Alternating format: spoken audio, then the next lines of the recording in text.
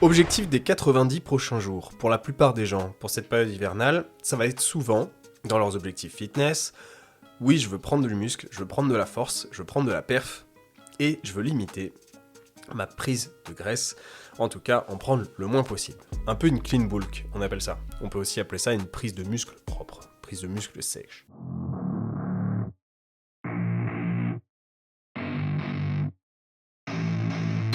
L'idée du jour aujourd'hui, c'est de vous aider à cet objectif sans gonfler vraiment de la taille, sans perdre votre façon d'être plutôt sec ou plus ou moins sec bien sûr, selon vos objectifs, mais de vous donner surtout un protocole exact pour que vous puissiez tendre vers cet objectif, donc avoir un hiver sur lequel vous allez avoir un surplus qui est maîtrisé, un bon timing, une bonne gestion des macronutriments. Ne vous inquiétez pas pour les termes que vous ne connaissez pas, je fais toujours un petit récapitulatif, une petite explication avec des repas conseils et bien sûr des conseils sur l'entraînement.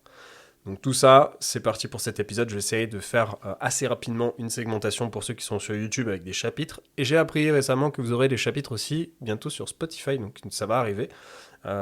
Pour ceux qui écoutent sur Spotify, ça sera bientôt en place par l'application. Donc ça, c'est plutôt sympa pour ceux qui veulent, qui connaissent déjà le sujet et qui veulent aller voir directement ce qui les intéresse. Donc sans plus attendre, on est parti pour l'épisode du jour. Moi, c'est Julien, je suis pratiquant et coach depuis plus de 11 ans maintenant. Et donc, j'ai traversé plusieurs disciplines. J'ai fait du power, j'ai fait du body pendant longtemps jusqu'à un niveau quasiment pro. J'ai été très bien classé à niveau français et aujourd'hui, je suis dans le CrossFit. Et donc, effectivement, qu'importe ces disciplines, on a tous cet objectif-là, c'est de prendre de la perf, de prendre du muscle, de prendre de la charge, et effectivement de faire ça de manière à ce que ça soit le plus propre possible. Parce que évidemment, c'est soit déplaisant physiquement de manière générale, soit pas forcément ce qui est le plus optimal pour soi. Donc, prendre du gras, c'est pas vraiment quelque chose qui nous intéresse en général. Pour les points qu'on va citer aujourd'hui, qui vont vous permettre d'alimenter cet objectif-là, bien sûr, il va falloir qu'on parle de diète. Ça va être une grande partie diète sur cette vidéo du jour, sur cet épisode de podcast, puisque forcément, ça représente la plus grande dynamique de gestion pour éviter de prendre du gras. Donc bien sûr, tout ce qui est balance énergétique, donc c'est toute la gestion de vos calories, forcément, c'est le premier élément qu'on va regarder. Et donc pour cela, il vous faut déjà, si possible, un surplus calorique. Et déjà, je tiens à rappeler un truc que je rappelle souvent sur le podcast ou sur des épisodes, parce que je le croise en suivi depuis des années, c'est un thème qui n'a pas changé, ça reste une problématique pour plein de gens. Si vous voulez être plus musclé avec le même physique, même niveau de masse graisseuse, point A, point B, vous ne pouvez pas ne pas être plus lourd. Vous devez être plus lourd. Il y a plein de mecs, c'est souvent malheureusement pas encore hyper balancé entre les hommes et les femmes, ils vont se dire « Ah, un jour je ferai 80 kilos musclés ». Et par contre, on entend moins ça de la part des femmes.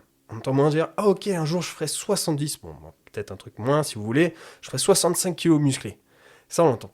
Franchement, jamais, tu vois. Et les gars, c'est des objectifs, souvent ils se fixent tac, musclé. Et plutôt sec si possible. Et les femmes, mesdames, ça marche de la même façon.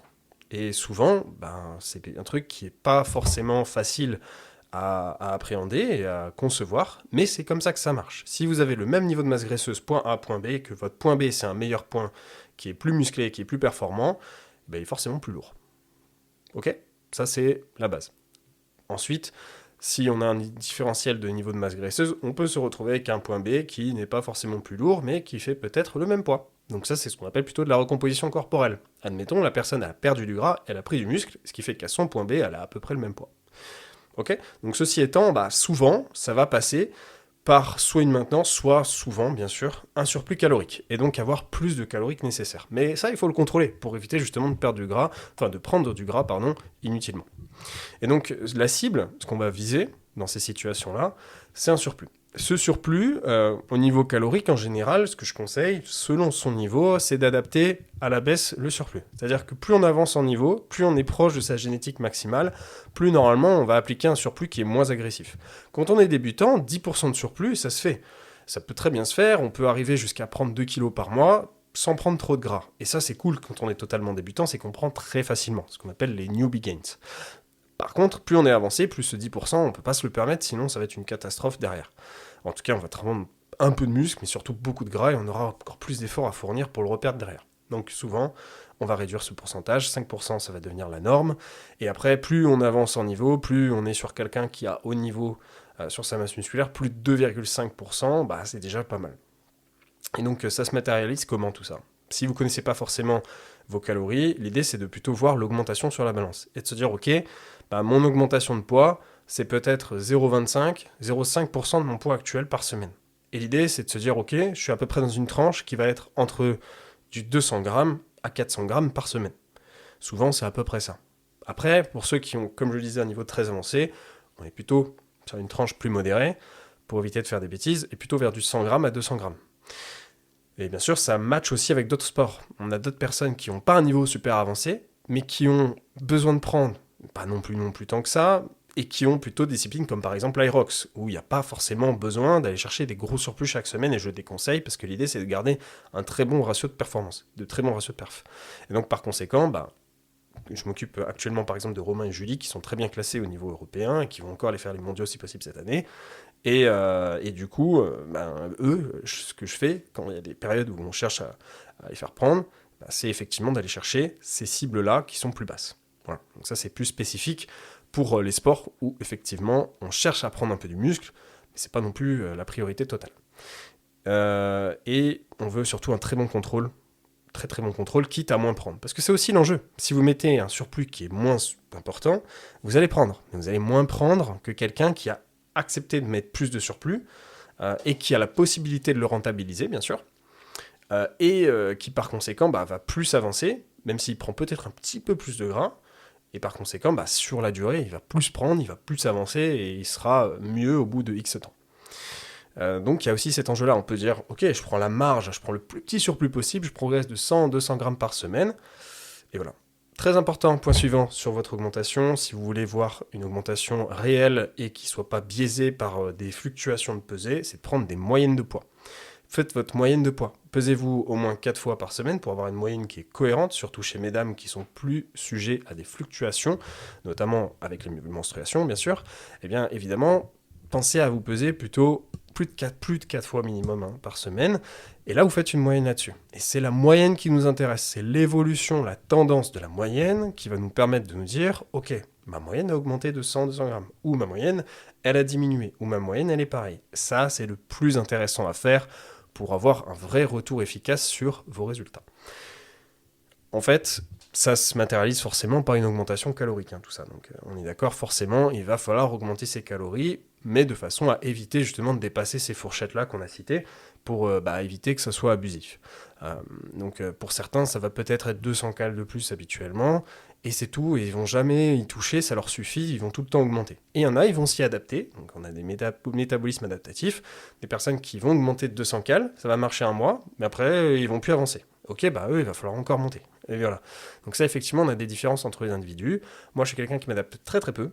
Donc c'est-à-dire que si je sèche très vite, très facilement, c'est-à-dire que je bouge un peu mes calories de 100-200 calories par jour, je sèche. Je bouge à la hausse de 100-200 calories, ça suffit largement, pas plus, sinon c'est n'importe quoi.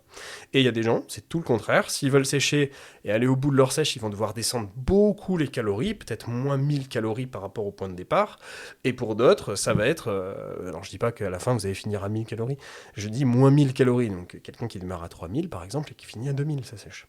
Et donc, autre exemple, c'est quelqu'un qui veut prendre, et lui par contre il va devoir ajouter petit à petit, parce qu'en fait, ça va pas suffire. Voilà. On a souvent ce système-là qui se retrouve.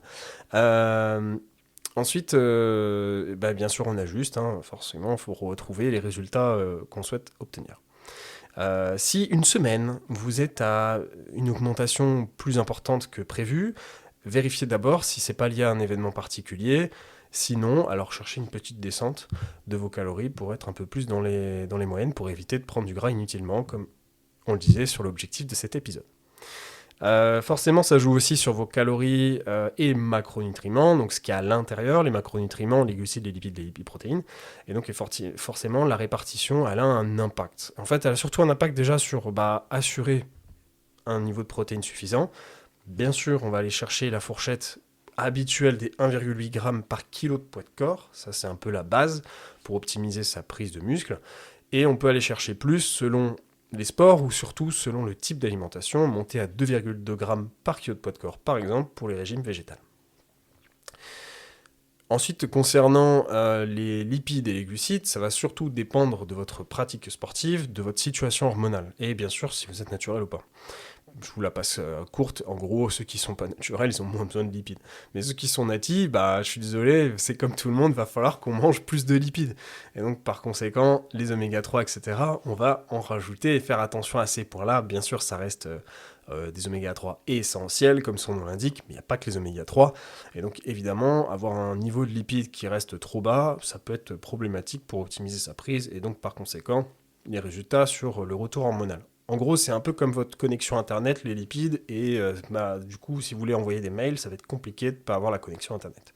Et donc, en gros, là ici, selon l'activité sportive, on va varier entre une utilisation de 25% du total calorique à 40% du total calorique, selon les objectifs. Si on est plutôt sur des objectifs purement musculation, je conseille de ne pas hésiter à monter vers du minimum 35 à 40%, surtout chez mesdames, pour avoir une optimisation de son profil hormonal. Ensuite, le reste, c'est des glucides, du coup, en fait. Quand vous avez fait ça, il ne reste plus qu'à déduire. Il ne reste plus qu'à dire, ok, bah, combien il me reste en glucides? Parce que, du coup, il me reste tant de grammes, etc. En fait, quand vous avez fait tout ça, c'est assez simple à faire. Vous prenez votre total calorique, vous retirez les calories des protéines, c'est 4 calories par gramme. Donc, une fois que vous avez fait votre calcul par poids de corps, vous n'avez plus qu'à multiplier par 4, ça vous donne les calories qui sont liées aux protéines. Donc ça, on fait une parenthèse, on retire du total général. Ensuite, on retire notre pourcentage de lipides. À la fin, il nous reste les glucides. Voilà, c'est une soustraction. Et donc, effectivement, là, vous avez vos macros. En fait, il n'y a rien de plus à savoir que ça.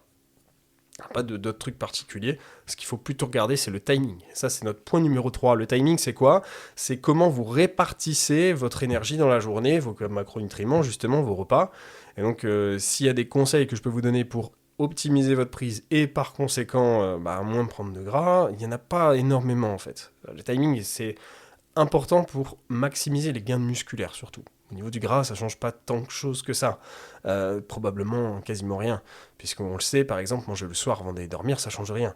Donc, ce qui va changer, c'est surtout, est-ce qu'on peut optimiser notre prise de masse musculaire? Et donc, par conséquent, déjà, je l'ai dit sur Insta très récemment, si vous voulez retrouver le post en bref avec des conseils, mais c'est un pré-workout selon notre situation. C'est-à-dire que si vous n'avez pas mangé récemment, si vous n'avez pas mangé depuis plus de 4 heures, oui, je conseille de faire un pré-workout, d'avoir un petit peu d'énergie avant l'entraînement, mais surtout d'avoir des protéines dans le sang. Je pense notamment à ceux qui s'entraînent à jeun, c'est une mauvaise idée, puisque votre corps va bien devoir aller chercher des protéines pour fournir l'effort en question. Et malheureusement, là où il va chercher les protéines, ça ne va pas vous plaire, c'est dans vos pecs, c'est dans vos muscles. C'est de l'auto-cannibalisme. Donc c'est pas foufou, il vaut mieux effectivement avoir des protéines disponibles. Et donc pour cela, je vous conseille effectivement d'aller chercher ces protéines là où elles sont dispo. Dans l'alimentation. Donc par conséquent, effectivement, avoir au moins 20, 30, 40 grammes de protéines en pré-entraînement si vous n'avez pas mangé récemment. Et peut-être des glucides selon votre activité, selon la durée de votre activité. Si vous êtes sur un creux important de la journée, ça peut être intéressant de rajouter des glucides, sinon vous allez clamser. Mais aussi, surtout, bien sûr, je pense à ceux qui font des crossfit, ceux qui sont des sports hybrides, pas dans la muscu. Bien sûr, évidemment, rajouter des glucides, ça va être intéressant.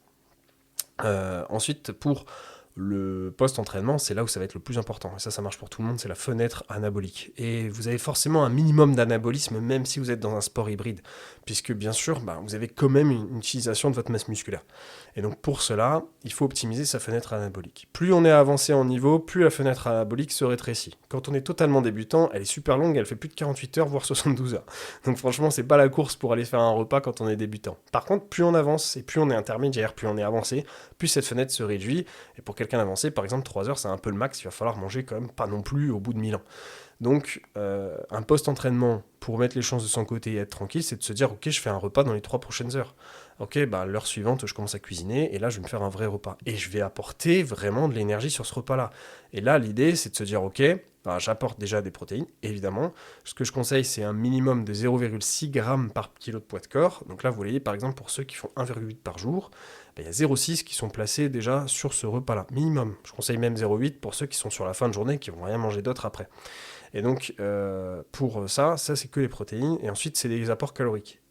Si possible, essayez d'avoir un tiers de votre journée qui arrive au minimum sur ce repas-là, vous allez pouvoir placer plus d'énergie dans la fenêtre anabolique, ça sera plus rentabilisé, donc ça peut être un petit peu plus intéressant effectivement.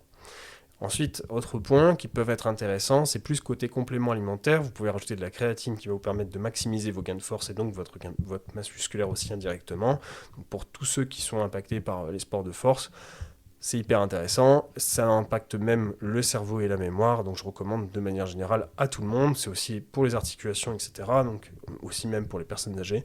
La créa, c'est vraiment génial. C'est en soi le meilleur complément alimentaire et celui qui est un des meilleurs, qui est plus bon marché aussi. Donc n'hésitez pas. Si jamais, d'ailleurs, je travaille avec NutriPure depuis plusieurs années, vous avez mon lien, code promo en description. Ensuite, pensez à manger salé aussi. Ça, c'est un point qui va être problématique parce qu'aujourd'hui, les gens, quand ils arrêtent de manger transformé et qu'ils commencent à manger sainement, ils ont tendance à retirer le sel de leur alimentation puisqu'ils mangent plus transformé, donc il n'y a plus de sel. Et ils ne pensent pas à rajouter nécessairement le sel en conséquence. Donc on se retrouve souvent avec des gens, malheureusement, qui ne mangent plus assez de sodium. Or, le sodium est une part de la performance, ça va vous permettre d'alimenter de meilleurs résultats, donc n'hésitez pas à saler vos plats. C'est un autre souci qu'on va rencontrer, et puis il fait de plus en plus chaud, donc ça va être un problème aussi, effectivement, puisque vous perdez du sel avec la sudation. Si on donne des exemples de repas, on peut en faire 3 si vous voulez ensemble. J'en ai composé 3 différents avec un budget type famille, pas cher, ou étudiant. J'en ai fait un en type de repas journée en mode rapide supermarché, genre, j'enchaîne, c'est facile à faire. Et un dernier qui est en mode box repas, c'est j'emmène avec moi mes repas. Alors si on fait le premier en budget famille, ce qu'on peut voir par exemple, c'est que y a un petit déj qui peut être par exemple assez simple avec des œufs, du pain et potentiellement un fruit à côté. Ça peut être très pratique et assez rapide finalement, mais pas trop cher. Le pain, ça va encore, on s'en sort, ça reste une base de l'alimentation du peuple et des potentielles révolutions que l'histoire a connues. Et ensuite, effectivement, des œufs, voilà, pour rester sur des protéines bon marché et efficaces avec des lipides. Peut-être un fruit effectivement à côté, pas obligatoire. Après, on peut se rajouter par exemple un repas classique du midi sans forcément aller dans le trop cher. C'est du riz, du poulet, des légumes surgelés et potentiellement de l'huile d'olive, etc. Voilà, un repas simple que tout le monde connaît. Et ce qu'on peut se faire au niveau du poulet, ce que je vous conseille en termes de budget, c'est plutôt d'aller chercher des cuisses et des ailes de poulet. C'est très protéiné. Il y a un minimum de lipides, mais surtout c'est de la peau, du cartilage, donc on va retrouver du collagène au naturel. Et le truc, c'est qu'en fait, c'est tellement mis de côté parce que les gens achètent tous des escalopes et des filets de dinde, etc., des filets de poulet. Du coup, au final, les cuisses et les ailes sont moins mangées et pourtant, c'est super bon et ça reste un super aliment. Donc, c'est grave dommage. Honnêtement, profitez-en. J'ai un peur qu'un jour ce tips soit trop partagé sur les réseaux, que je profite plus de kilos à 4,99. Mais écoutez, si je dois le donner, moi c'est ce conseil-là. Hein. Ça fait depuis très longtemps, ça fait des années que je suis passé là-dessus et que j'ai arrêté le filet de dinde, etc. Déjà c'est sec, c'est moins bon. Ça peut le faire sur certaines recettes, mais on va pas se mentir que le filet et les ailes de poulet c'est quand même super bon. Il y a un peu de lipides, mais franchement ça va. Et de toute façon, qu'est-ce qu'on a dit aujourd'hui? On veut manger plus. Voilà. Ensuite, on va retrouver quoi comme autre repas sur la journée? Si on veut se faire une collation assez simple, ça peut être du riz soufflé, des galettes et un peu de beurre de cacahuète. Mais voilà, globalement, si on a besoin de protéines, évidemment, on va se rajouter un shaker potentiel. Et après, ce que je vais vous conseiller, sinon, c'est de remplacer par un fromage blanc, un petit suisse ou du skyr. On est sur des yaourts et les yaourts au kilo en termes de protéines, ça reste vraiment pas très cher. Après, on se rajoute un fruit, un peu de miel si vous voulez dedans ou de l'édulcorant. Basta, on a tout ce qu'il faut. Et après, dernier repas de la journée, on peut repartir sur une même base que le midi avec viande, du riz ou de la pomme de terre par exemple pour favoriser la récupération, ou des pâtes par exemple aussi. On rajoute un légume et voilà, on est bien. Potentiellement, si vous n'avez pas assez de calories sur ces journées-là, il faudra peut-être se rajouter des sauces. N'hésitez pas à faire des sauces maison, vous pouvez faire des trucs super sympas. Ou potentiellement rajouter effectivement le chocolat, des choses comme ça qui peuvent effectivement monter vos calories.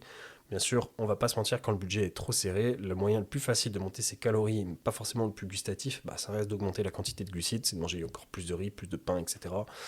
On est tous passés par là, je suis passé par là, je sais que pas atteindre ces lipides parce qu'on est étudiant et que le budget est trop serré, que les étudiants français malheureusement ont un budget de plus en plus serré, c'est la réalité, je suis passé par là aussi. un jour vous aurez réussi vos études, je vous l'espère. J'espère pour vous, vos études, formation, etc. Et que vous pourrez effectivement manger plus de lipides parce qu'on va pas se mentir, ça coûte un petit peu plus cher. Oui, le fromage, ça coûte quand même un peu cher maintenant, etc. On n'a pas tous ces mêmes possibilités, donc patience. En attendant, bon courage avec le riz. Pour le budget numéro 2, pour le conseil numéro 2, pour ceux qui veulent faire du rapide, donc là c'est une journée type supermarché, Tupperware, ou voilà, je fais dans la vitesse. On peut se placer à un petit déjeuner assez simple avec yaourt, granola, des fois il y a des mix possibles, ça coûte un petit peu plus cher, avec du fruit à côté, mais le reste, ça reste assez basique, c'est de se dire ok, je me fais un yaourt grec, ou X forme de yaourt avec des protéines, je me rajoute à l'intérieur du granola, et après je me fais un fruit. Voilà, un fruit qui s'emporte, une pomme, une banane, etc. Le midi, je peux faire par exemple assez simple avec, si je suis sur un moment où je dois faire rapide, j'achète du pain ou j'achète des wraps, je me rajoute du poulet, de la dinde en tranches à l'intérieur, je vais rajouter potentiellement du fromage dedans, et à côté, je me rajoute des crudités. J'ai augmenté un peu le budget sur cet exemple-là, parce que on va pas rester dans la S de l'exemple budget étudiant, famille ou pas cher du départ, donc j'ai rajouté du fromage, des trucs comme ça.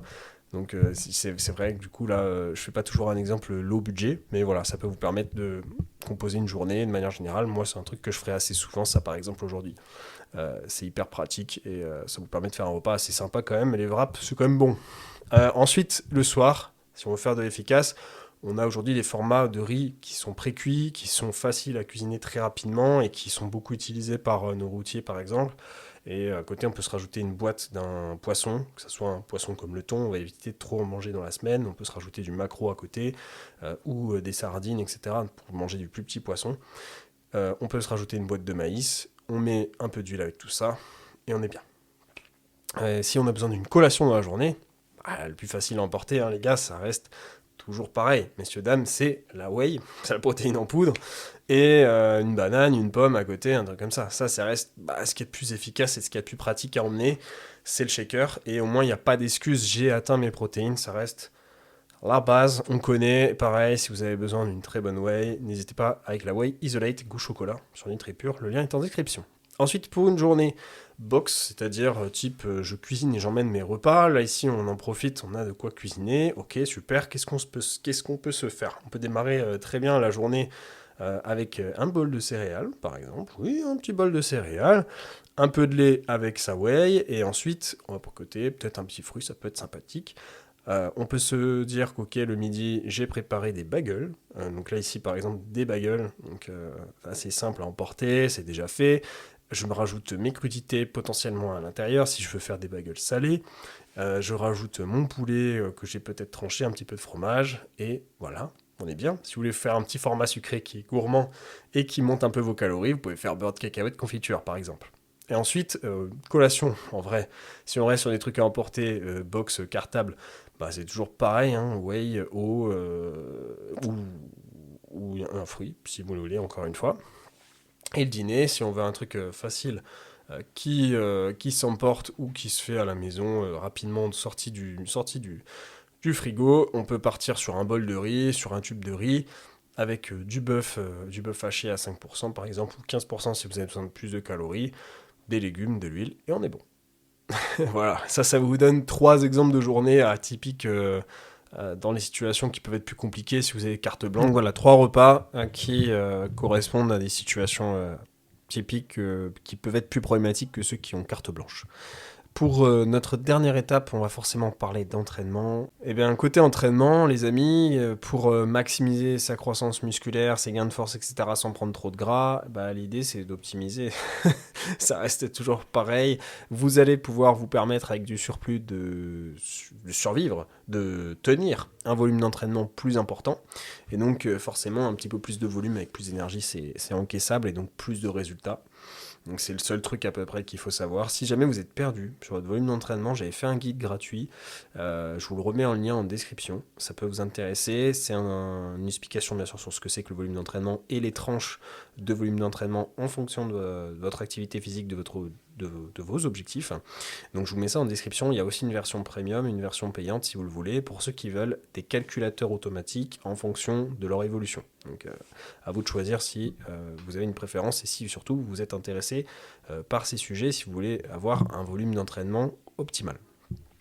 Dernier point, c'est des checkpoints, c'est voir comment vous évoluez, c'est le meilleur moyen de surveiller tout simplement. Donc à la fois de surveiller les augmentations de poids, de faire en sorte que les augmentations soient bien dans les tranches qu'on aura choisies. Ensuite, de faire en sorte de regarder les mesures, ça va être intéressant, c'est de prendre par exemple votre tour de taille, si vous stockez sur le tour de taille, votre tour de fessier peut-être, votre tour de hanche. Bref, des mesures qui vous intéressent. Évidemment, si vous prenez des tours musculaires, ça ne va pas progresser du jour au lendemain. C'est plutôt sur la durée. Et donc, par exemple, mesurer ses bras, c'est cool, mais ça va prendre un petit peu de temps. Les bras, pour prendre 1 centimètre, c'est quand même pas facile. Donc, évidemment, on est plus sur des mesures qui sont sur la durée, sur longtemps, que par contre, les tours musculaires, les tours graisseux vont être plus intéressants. Comme par exemple, si vous stockez sur du tour de taille, vous allez le voir. Donc ça va vous permettre aussi de surveiller si est-ce que par exemple mon tour de taille il augmente, ok, je sais que là c'est pas fou, ou alors c'est après X temps et ça c'est normal. Par exemple, si vous avez pris déjà 2 kg ou 1,5 kg, mais que votre tour de taille il vient seulement de progresser de 0,5 cm, en fait ça va. c'est pas déconnant et c'est assez normal en fonction de la croissance et à quel point vous allez chercher une augmentation. Si après X temps, vous avez une augmentation de 3 cm de tour de taille, mais vous avez pris 6 kg, ça va. Franchement, ça va. Après, voilà, ça dépend de votre zone de graisse. Encore une fois, on ne stocke pas tous au même endroit. Il y en a qui stockent un peu de partout et pas spécialement une zone spécifique. Donc à voir en fonction de chacun. Bien sûr, observer une augmentation des perfs, une augmentation de votre surcharge progressive, ça reste la base, même en muscu, oui les gars, la perf c'est important, ça reste un super indicateur de savoir si ça progresse, parce que si vos charges elles augmentent pas pour le même nombre de répétitions, globalement vous n'avez pas avancé en fait. Donc ça reste la base, c'est que si on veut vraiment une croissance optimale, il faut que derrière il y ait les résultats à l'entraînement, sinon c'est qu'on n'avance pas. Et si par contre, vous voyez que vos entraînements progressent bien, alors tout va bien, vous inquiétez pas, vous êtes sur la bonne voie. Je dirais red flag, des trucs qui peuvent effectivement poser souci, ça va être effectivement les perfs qui diminuent. Là, c'est vraiment pas bon signe. Votre sommeil, votre stress qui est sur des niveaux élevés, ok, du coup, ça, c'est des facteurs qui peuvent induire une moins bonne croissance musculaire et plus de gains de graisse que de gains de muscle sur votre augmentation de poids par semaine. Donc ça, c'est des périodes où des fois, il faut savoir accepter de réduire le déficit, de réduire le surplus et d'accepter de repasser proche d'une maintenance pendant cette période-là pour effectivement faire en sorte de prendre moins de gras. Je sais que par exemple aussi les gens qui ont des blessures et qui s'entraînent moins ou qui vont pas pouvoir s'entraîner correctement, je vous conseille en général de faire attention et de pas mettre trop de surplus parce que ça sera pas la période la plus intéressante. Je pense aussi aux périodes d'examen où des fois il faut accepter de dire ok cette période-là c'est pas le moment dans ma vie ou une période professionnelle qui peut faire que en ce moment c'est pas idéal, vous pouvez pas vraiment maximiser votre gain musculaire, il faut accepter peut-être à ce moment-là de faire une pause sur le surplus et de revenir après. Voilà pour tous les conseils principaux et franchement il n'y a pas vraiment d'autre chose à dire que ça, c'est surtout du contrôle, on l'a dit au niveau alimentaire, du contrôle sur les paramètres. À partir de ce moment-là, si vous faites tout ce qu'on a dit aujourd'hui, normalement ça va bien se passer. Si bien sûr vous laissez ça entre les mains d'un professionnel, d'un coach, ça peut aussi être très, très pratique pour être sûr que tout va bien. Donc n'hésitez pas, et si vous avez des questions, n'hésitez pas à les poser en commentaire si cet épisode vous a aidé. N'hésitez pas à nous aider aussi en retour, puisque c'est comme ça qu'on fait des épisodes de qualité et qu'on en fait tout court. Donc n'hésitez surtout pas, si vous avez ne serait-ce qu'un pouce à envoyer en commentaire, ça aide énormément. Merci pour votre écoute, on se retrouve pour un nouvel épisode la semaine prochaine. À très bientôt, c'était Julien. Hey, tu as bien écouté ce podcast? J'espère qu'il t'a plu. C'est Julien, je suis créateur du podcast Next Physique, mais aussi coach depuis de nombreuses années. Avec un bon développement depuis 5 ans maintenant, j'ai pu aider des centaines de personnes à se transformer physiquement, mentalement et devenir la meilleure version d'eux-mêmes. À l'origine, je dirigeais une équipe qui s'appelle MFT, Misfit Tidings. On souhaitait réunir les meilleurs conseils et spécialistes afin d'obtenir un quotidien optimisé et devenir un vrai athlète à sa façon. Et c'est pour ça que je vous appelle les athlètes en fait. Mais tout ça sans être frustré avec son sport. C'est vraiment quelque chose d'important pour moi et j'imagine pour vous aussi. Avec un quotidien optimisé, vous pouvez faire votre vie tout simplement, gérer votre diète avec plaisir et désormais, je suis devenu un peu un expert en la matière. Next Physique s'inscrit dans la lignée de l'esprit de ce coaching. Je souhaite le meilleur pour chacun de mes élèves afin que vous puissiez gérer vos PR, votre vraie surcharge progressive et ainsi atteindre votre Next Physique. Car c'est un suivi, donc je suis présent tous les jours pour assurer la meilleure évolution possible de la personne et c'est pour ça que j'ai décidé à l'initial de faire du coaching en ligne et pas en salle. Oubliez les diètes sans cookies, oubliez les exos qui changent à gogo chaque semaine parce que c'est du marketing. Ici, on va progresser sur les exercices et bien sûr des exos qui vous plaisent et qui rentrent dans votre emploi du temps, votre salle de sport et son agencement. C'est un tandem, ça se passe entre vous et moi pour construire une équipe qui avance ensemble. Je vous prépare le terrain, j'assure vos arrières et vous faites le job à l'intérieur du terrain. Les coachings sont sur réservation. Si tu écoutes ce podcast, c'est que tu es intéressé par l'optimisation de tes résultats et je suis sûr qu'on ira du coup loin ensemble. Contacte-moi directement sur Instagram pour qu'on en discute et qu'on regarde mes disponibilités de réservation ou qu'on s'appelle tout simplement si tu veux qu'on en discute. Plus d'informations sur le suivi en lien en description.